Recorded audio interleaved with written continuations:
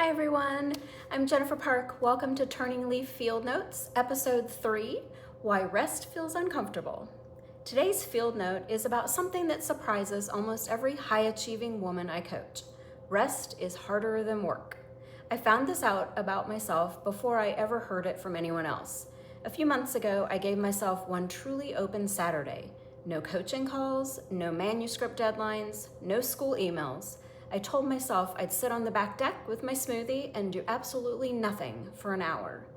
By the time 40 minutes had passed, I had already reorganized a kitchen drawer, started a grocery list, and answered 2 quick emails that could have waited. When I finally sat back down, I had to laugh at myself. 29 years of figure it out, take care of it, don't sit still while there's still one more thing to do, and apparently that doesn't just switch off because I scheduled an hour of rest on purpose. That's not a willpower problem, that's a conditioning problem.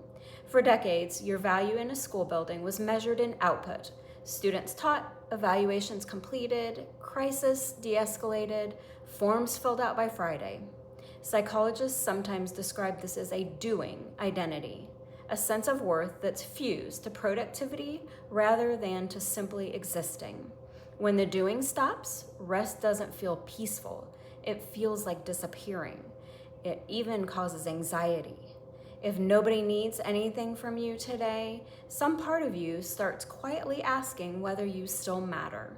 I see this constantly in educators specifically, and there's a reason it shows up so strongly in this particular group. Your entire career ran on bells, schedules, and other people's urgent needs for 6 or 7 hours a day with barely a bathroom break for years on end. So when the schedule finally disappears, that readiness underneath it doesn't just switch off on command.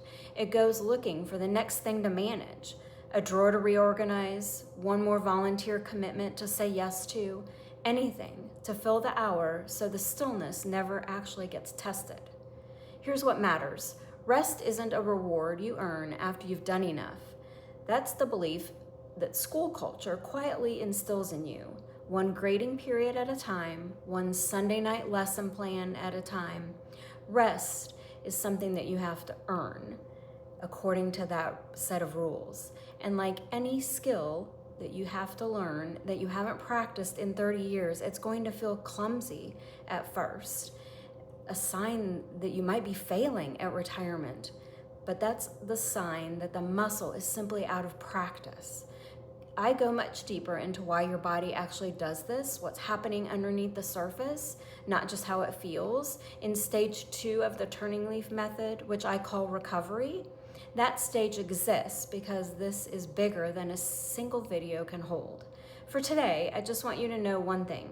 If rest feels unbearable to you right now, you're not broken and you're not lazy, you're just recalibrating after decades of running at full speed. The way I coach women through this isn't clear your whole calendar and meditate for an hour. That's too big a leap for a nervous system that's been on alert for decades. Start small, 5 minutes. Sit on the porch or in your car in the driveway and do nothing else. Notice what comes up. You'll probably feel restless within 90 seconds. That's expected. Stay anyway. Over time, the 5 minutes gets easier before it ever gets longer. If rest feels uncomfortable for you, I want you to try that this week. Rest for just a few minutes, today, without earning it first, without quietly turning it into a project. Notice what comes up. Guilt? Restlessness? Maybe even relief? Just notice. Don't judge it and don't act on the urge to get up and go fix something. Awareness is where every meaningful transition begins. If this resonates, join me again here on After the Classroom. We'll talk about the emotional, psychological, and practical sides of this season and together learn how to rebuild rest as something you're allowed to have, not something you have to earn.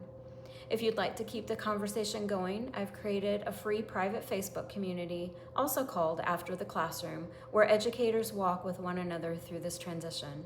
I'll put the link below. I hope to see you there. Until then, I'll see you in the next field note.